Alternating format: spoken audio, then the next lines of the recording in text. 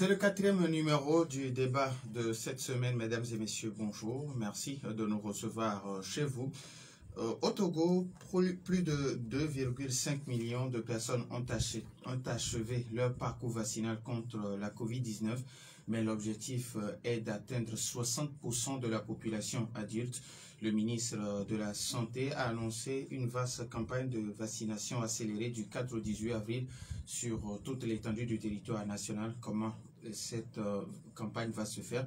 C'est l'interrogation qui est la nôtre ce matin. Pour y répondre, nous recevons sur notre plateau Dr Awili Pamayo et les médecins généralistes au CMS Djidjolé. Docteur, bonjour. Bonjour, monsieur Norbert. Merci d'être venu répondre aux questions de nos auditeurs. Merci pour l'invitation et bonjour aux fidèles auditeurs de la radio FM. Alors, ces auditeurs ont la possibilité d'intervenir dans ce débat, soit sur la page Facebook de la radio ou via téléphone sur le 91 09 71 71 ou encore le 96 61 58 58 avec Romain Aziablé à la mise en onde. Je suis Norbert Djouradi.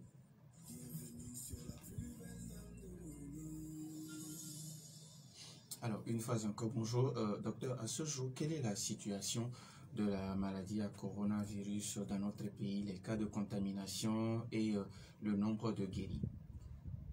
À la date du 30 mars 2022, c'est-à-dire hier, le nombre total de cas confirmés dans notre pays s'élevait à 36 591 cas, avec 6 nouveaux cas testés positifs sur 863 personnes suspectes testées. Et le nombre de guéris s'élève à 36 930 avec 5 nouvelles guérisons enregistrées hier. Et le nombre de cas de décès reste inchangé. Et nous avons constaté que au moins depuis un mois et plus, nous n'avons plus enregistré de décès liés à cette maladie. Donc le nombre de décès s'élève à 272 décès. Et le nombre de cas actifs, ça veut dire que ceux qui portent actuellement le virus en eux, qui ont été testés, suivis, s'élèvent à 67. Donc voilà ainsi les statistiques de la pandémie dans notre pays. Alors, avec le nombre de cas de contamination qui ne dépasse plus 10 depuis quelques mois ou quelques jours, pardon, quelques semaines, est-ce qu'on peut dire qu'aujourd'hui la maladie à coronavirus est devenue comme toutes les autres maladies?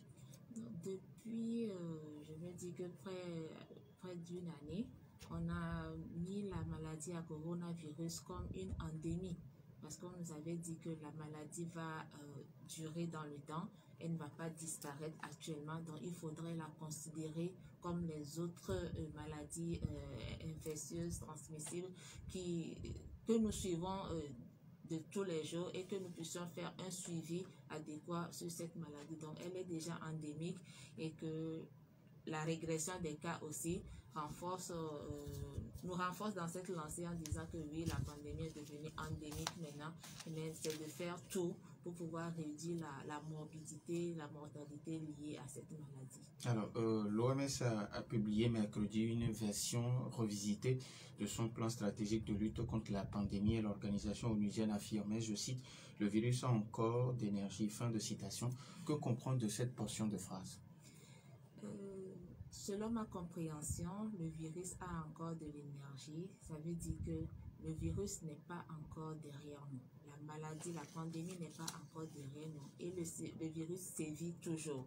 Donc si le virus sévit et qu'on lui laisse des opportunités de pouvoir se multiplier, cela pourrait engendrer encore d'autres formes plus peut-être virulentes ou bien moins virulentes que les précédentes formes que nous avons vues.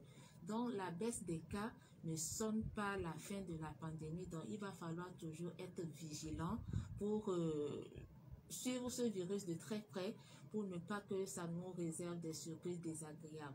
Parce que nous voyons que dans certains pays, il y a encore des variants qui sévissent et d'autres pays également reconfinent leur population pour une durée déterminée, dû toujours à cette mutation de virus qui engendre probablement des formes sévères de cette maladie-là. Donc, c'est d'être toujours comme un militaire, d'être toujours éveillé pour surveiller ce virus-là et ne pas lui donner l'occasion de pouvoir se muter. Alors, je le disais dans mes mots introductifs qu'à partir du 4 avril et ce jusqu'au 18, le gouvernement ou bien le ministère en charge de la santé organise une campagne accélérée contre la maladie à coronavirus. Alors, la première question avant d'arriver dans le cadre de la COVID, de la vaccination elle-même, est-ce que à ce jour, cette campagne a-t-elle encore sa raison d'être? À mon avis, et je pense que ça doit être également l'avis du gouvernement qui a initié cette troisième phase de la campagne accélérée.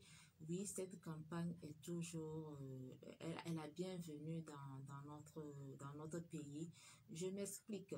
Si nous, l'objectif de cette campagne, c'est toujours de réduire la mortalité que nous avons enregistrée ces dernières semaines liée à la pandémie à coronavirus.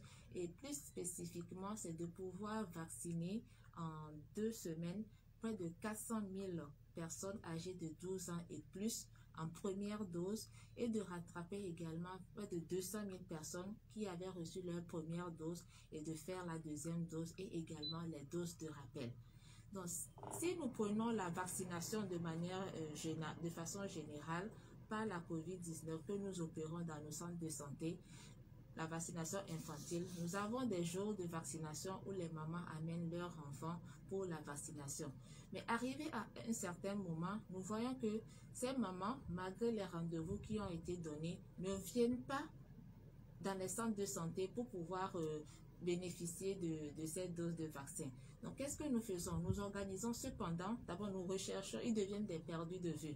Donc, on ressent ces perdus de vue-là, on détermine la zone où ces personnes, les quartiers d'où elles viennent, et on organise des vaccinations, des campagnes, des stratégies avancées dans ces quartiers et avec l'accompagnement d'un ASC pour pouvoir retrouver ces enfants perdus de vue pour rattraper leur dose de vaccin pour ne pas que le mal puisse arriver. Donc, dans cette logique, on voit que quand bien même que les cas ont diminué, il va falloir qu'on organise par moment ces campagnes accélérées pour aller dans la communauté pour rattraper ceux qui n'avaient pas du tout fait de dose et ceux qui ont fait la première dose et le rendez-vous est arrivé n'ont pas pu arriver vers nous pour faire leur deuxième dose, les rattraper. Et jusqu'à présent, certains aussi ne savent pas qu'il faille faire les doses de rappel qui sont les doses booster.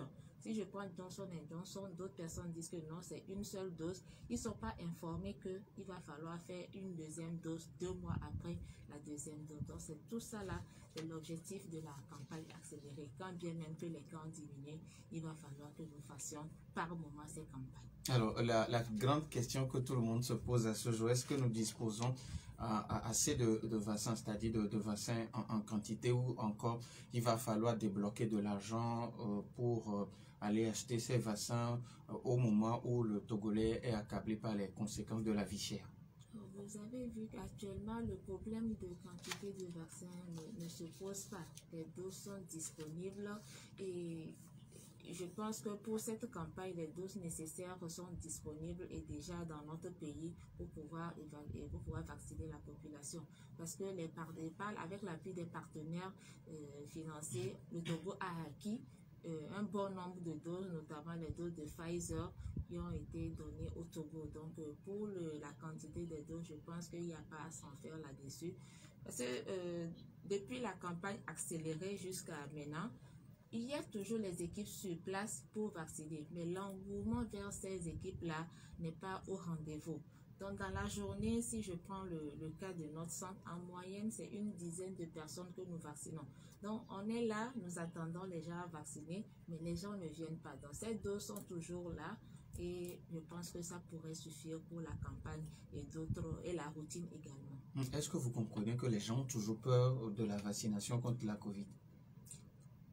Je n'en disconviens pas, les gens auront toujours peur parce que certaines personnes disent que après l'injection de la première dose, j'ai eu certains malaises. Et ça ne me donne pas envie de venir faire la deuxième dose. Nous comprenons parfaitement leur situation parce qu'ils craignent qu'en faisant la deuxième dose, peut-être les mêmes signes pourraient apparaître. Mais on a aussi vu que peu de personnes viennent vers nous pour nous signaler ces effets secondaires liés à la vaccination. Donc, nous ne pourrons pas savoir que c'est parce qu'il y a eu tel effet sur vous que vous ne revenez pas vers nous pour recevoir la deuxième dose. Donc, c'est l'occasion également d'inciter les personnes qui, après l'ingestion d'un vaccin, que ce soit Pfizer, Sinovac ou bien Johnson & Johnson, si dans les jours qui suivent, vous avez certaines manifestations, retournez vers les agents vaccinateurs pour leur signaler les effets que vous avez, pour qu'on puisse savoir maintenant et si possible cumuler ces manifestations post-injection-là et faire remonter également au laboratoire pour dire que voilà d'autres manifestations que vous n'avez pas signalées qui apparaissent chez ces personnes-là. Et également pour prendre en charge aussi ces manifestations qui peuvent survenir. Alors, on va parler de comment ça va se faire, la campagne de vaccination. Mais après la pause et après la pause également, les auditeurs ont la possibilité sur nos deux numéros, le 91 09 71 71 ou le 96 61 58 58 pour leurs questions.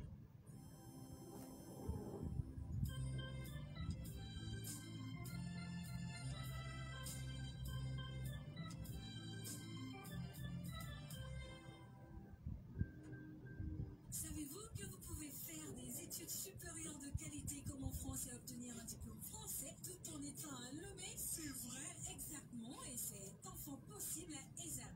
École supérieure d'Audi et de management est pleinement à votre disposition et accompagne les jeunes et étudiants à réaliser leurs rêves en leur offrant la formation LMD délocalisée, en leur donnant une ouverture d'esprit de compétition à l'international pour développer librement la passion de l'excellence. ESAM dispose des filières en expertise comptable, droit privé et public, droit des affaires et des collectivités territoriales, comptabilité, contrôle et audit. Choisir ESAM, c'est garantir l'avenir de vos enfants. ESAM est situé sur l'avenue Nicolas Colissi, près de l'ancien hôtel de ville de Lomé. Avec ESAM, c'est 100% d'employabilité. Contact 22 21 16 16 90 18 05 50. ESAM, la passion de l'excellence.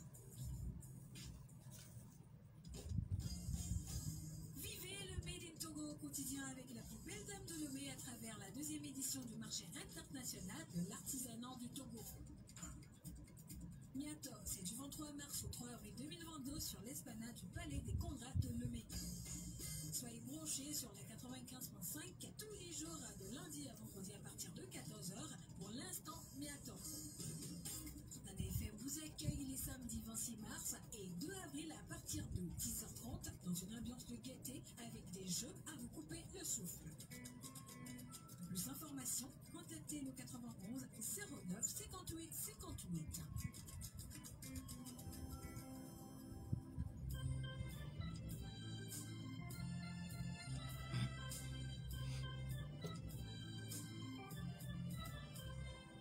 Retour dans les studios de Nana FM 91 09 71 71 ou le 96 61 58 58. Les auditeurs ont la possibilité de nous appeler sur ces deux numéros et nous avons un premier auditeur en ligne. Nana FM, allô? Allô? Oui, bonjour. Bonjour, monsieur Nabel. Michel, comment allez-vous? Je vais bien. Allez-y. Bonjour à madame. Bonjour, monsieur Michel.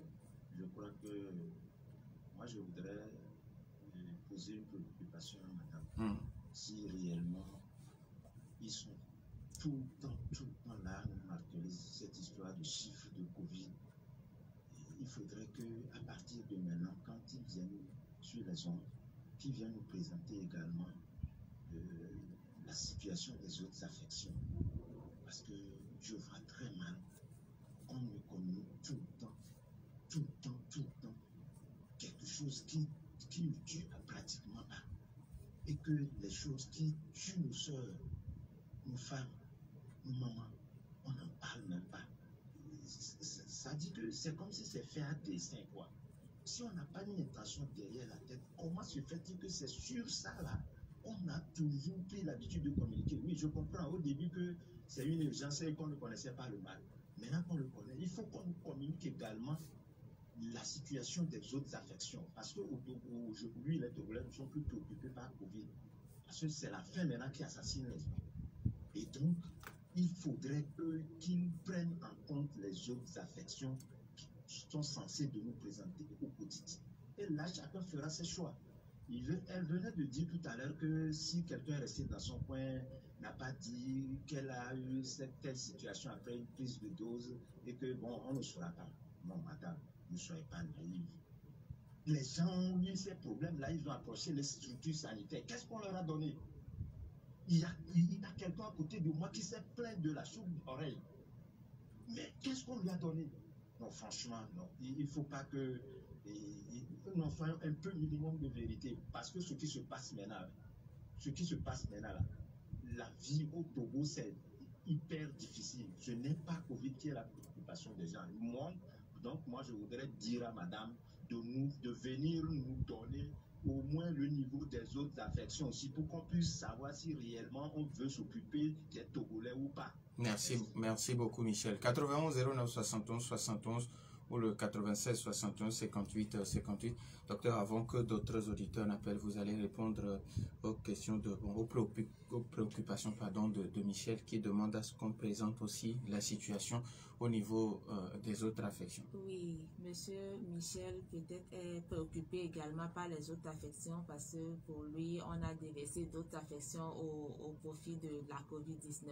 Mais tout dépendra du thème pour lequel on nous a invités pour venir débattre sur le plateau. Donc, si on nous appelle pour venir débattre du paludisme, nous allons afficher les chiffres du paludisme.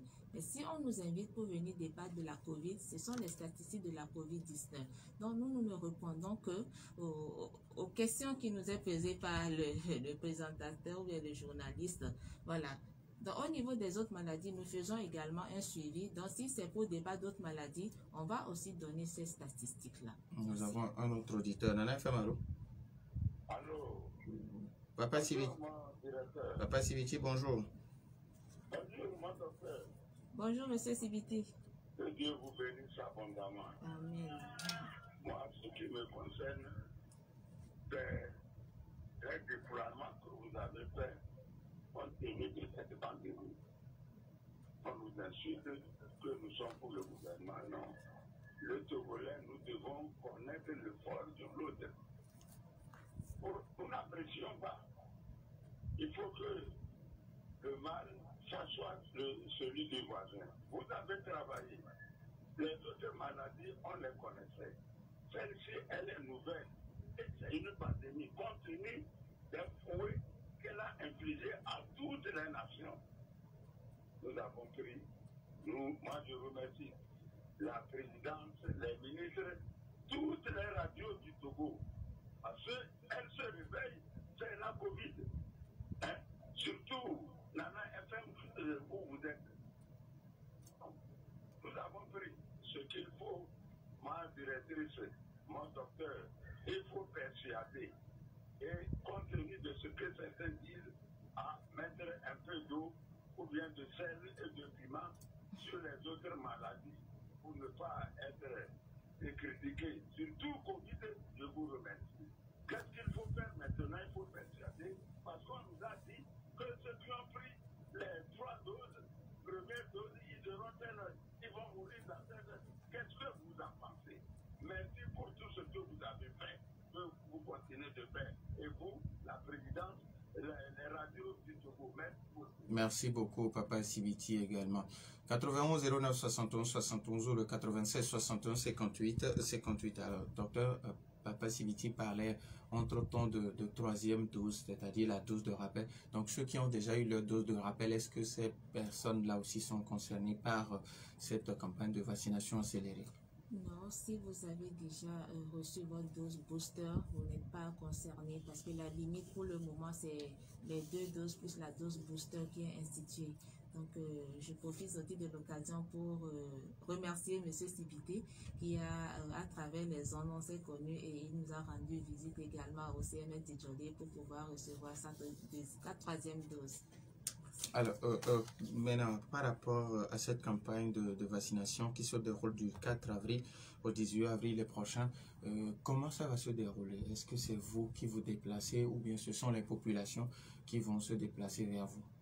Je dirais que ça sera les deux, parce que tout comme les campagnes précédentes, nous aurons des équipes fixes qui seront installés dans des endroits choisis, donc comme en accord avec les leaders communautaires et puis nous.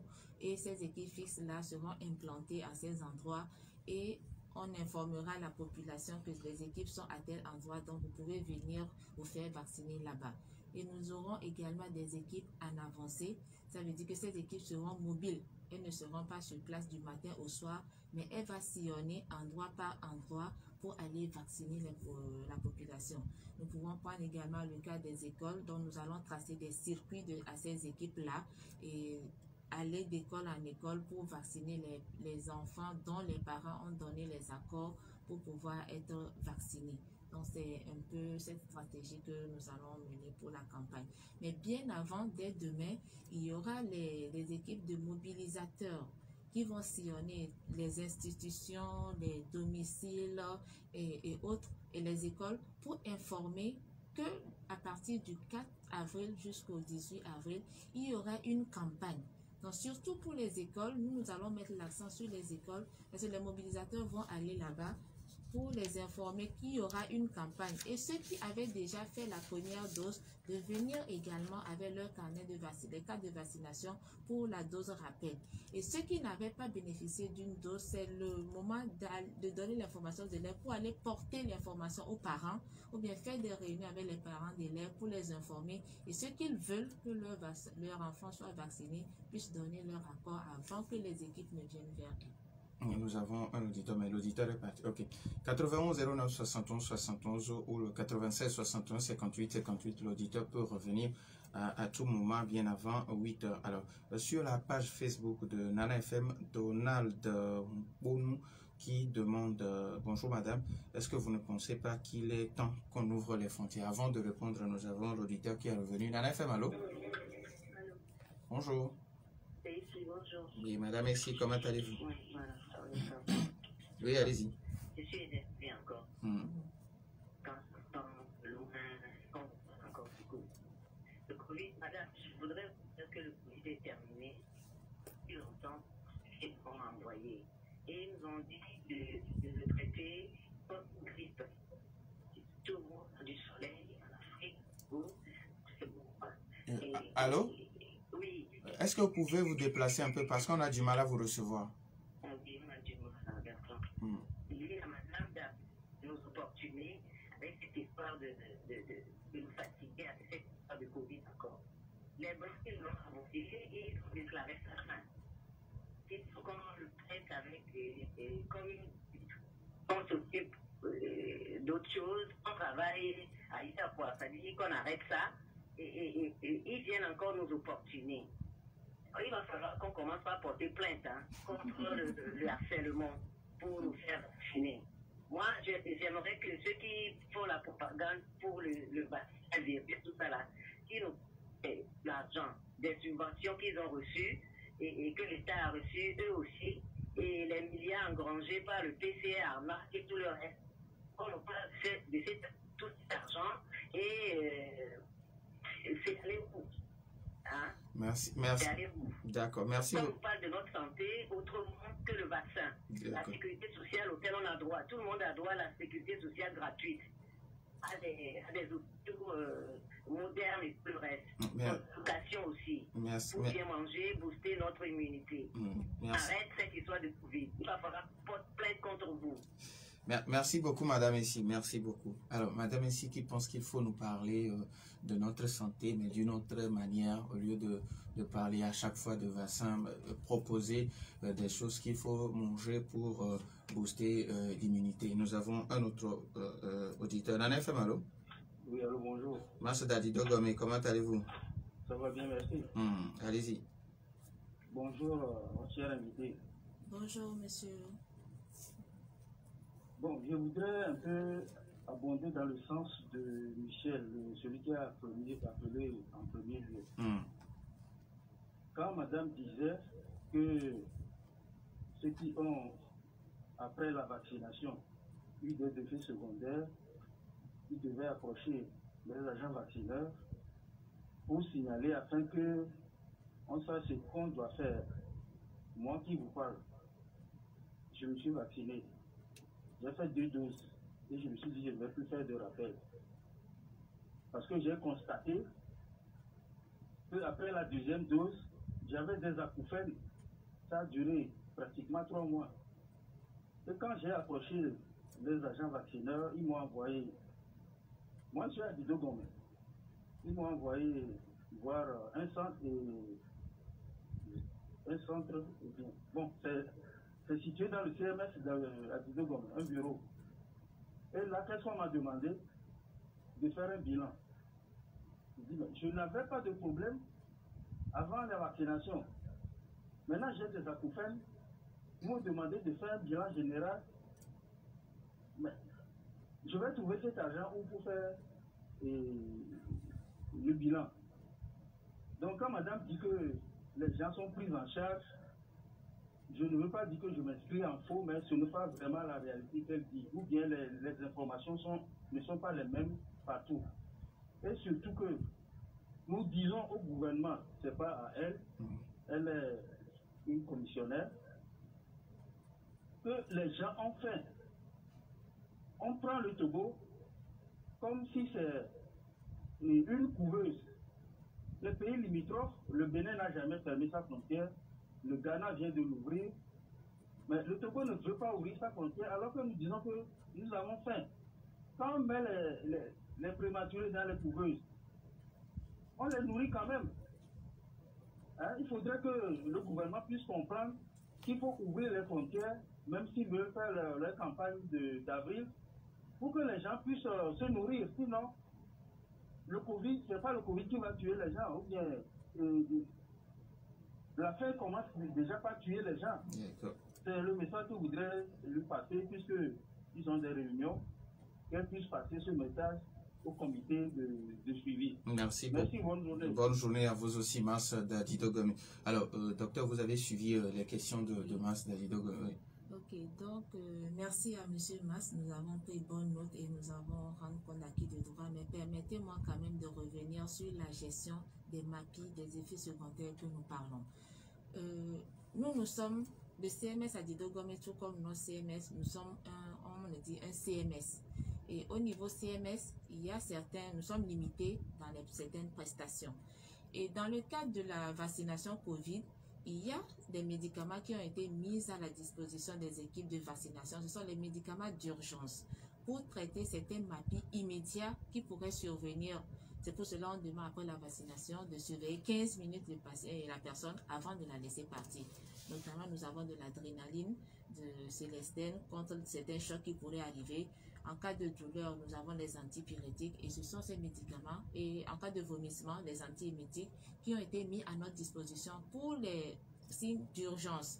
Maintenant, si la personne vient et qu'il n'y a pas ces signes dont les médicaments sont à notre disposition pour leur donner, on leur recommande de faire une consultation et de conserver les souches ou bien toutes les dépenses que la personne a eu à faire dans le cas de ces signes qui sont survenus lors de la vaccination et de bien conserver cela, car il pourrait arriver qu'on puisse les demander de rapporter ces preuves-là pour pouvoir rentrer dans leurs droits.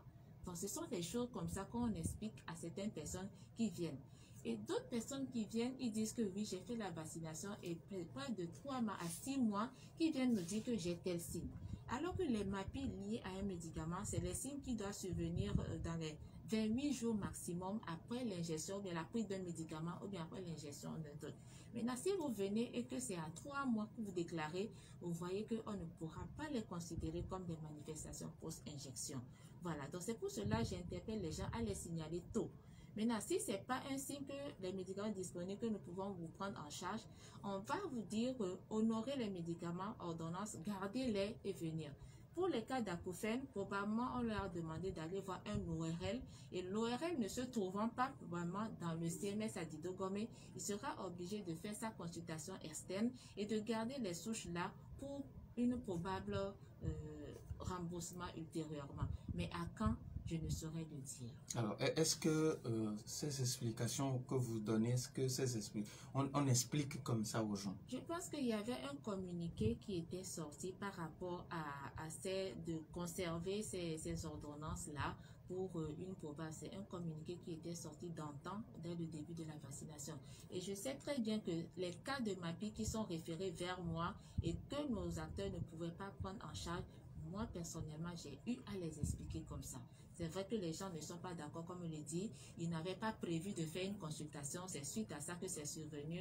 Et il y a toujours ce désaccord qui est là. Alors, il y avait une question de Donald qui demande... voilà, et il y a Mas Dadido Gomi aussi qui est revenu sur cette question d'ouverture de frontières. Il y a le Bénin, il y a le Ghana depuis lundi qui a ouvert.